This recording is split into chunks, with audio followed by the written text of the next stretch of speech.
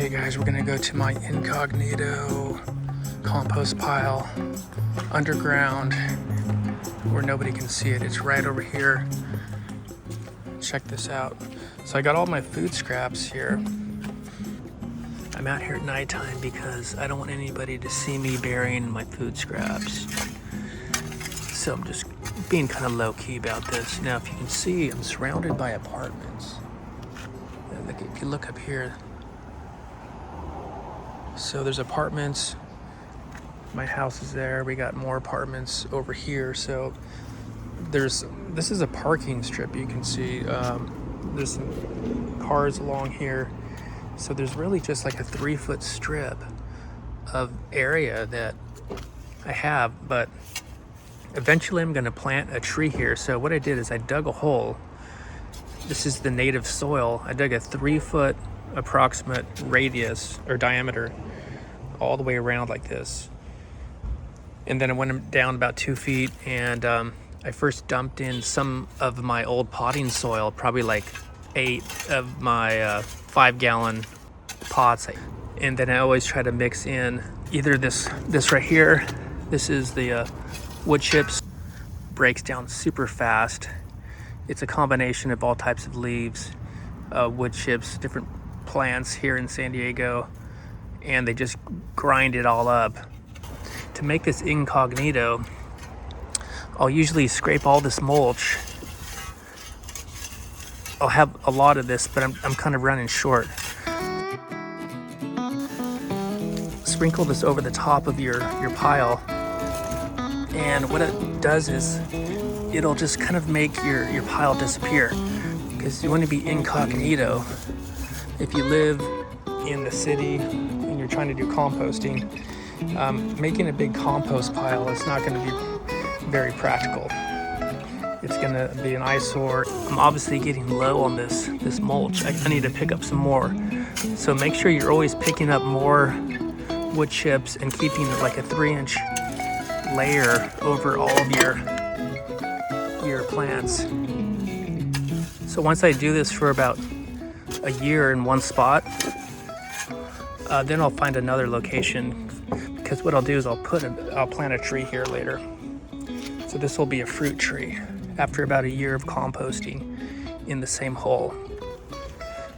Let me get the food scraps and I'll show you how to do this real quick. So it's really quick and easy. Probably the easiest, and the fact that it's incognito, because once you get a nice mulch layer over the top, people walking by will have no idea. So I'm just trying to whisper right now because I don't want to draw too much attention.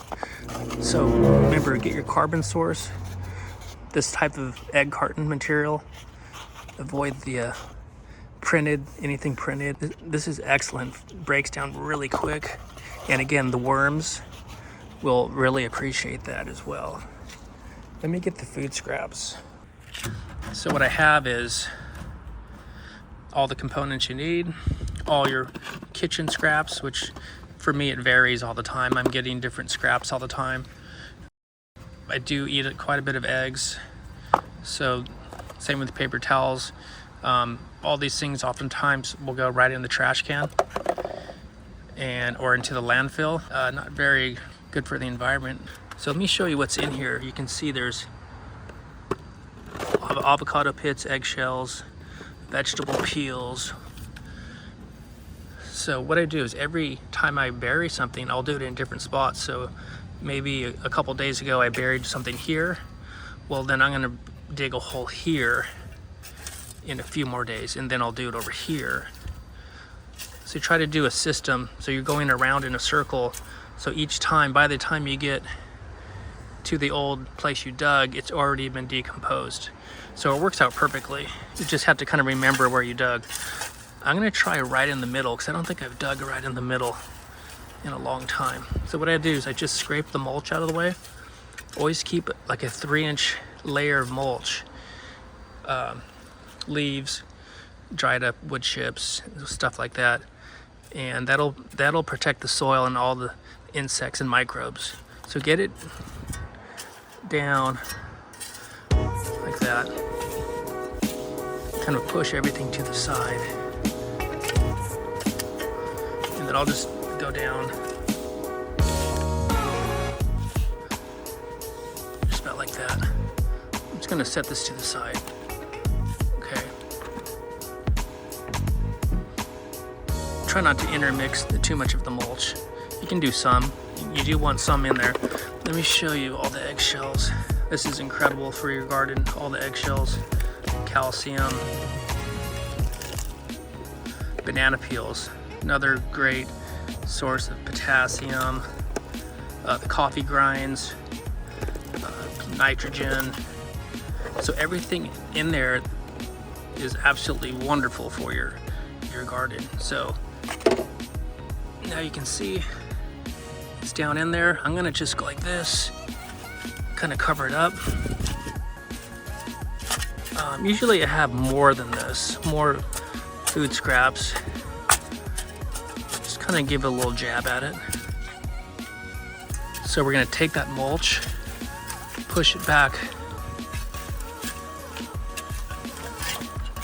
push it all back down. And one thing we forgot to bury was the and as well. Okay, that's fine. That'll be fine now. I want to just make it incognito now by just spreading the mulch over the top, so it looks like the rest of the landscaping. So I need to pick up more of this shredded wood mulch. I'm running low. But once you cover it all back up, it kind of just blends in with the landscaping, so nobody knows. Very incognito. So let's put a little water on there.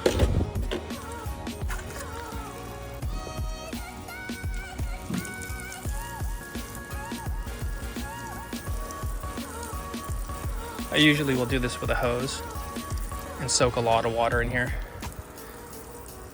but just for the video purposes, you get the idea of what to do. So if you guys have an area, all you need is a few feet. If you're able to dig a small hole like this and get some free mulch, wood chips, leaves, any organic material. Remember your carbon sources, your dry material, and then your food scraps and green material. Anyway, guys, thanks for watching. Hopefully everyone around here is not going to catch me doing this, but there's no crime in composting underground. The ultimate hidden compost pile, underground, incognito. Who would have guessed? Right in front of there could be one right in front of your car nobody knows about. All right, guys, thanks for watching. We'll see you next time. I think they're watching me. I gotta be low-key about this. Okay. See you next time. Make sure you hit that subscribe button. Click like. Comment below. All right. We're out of here. We'll see you next time. Peace.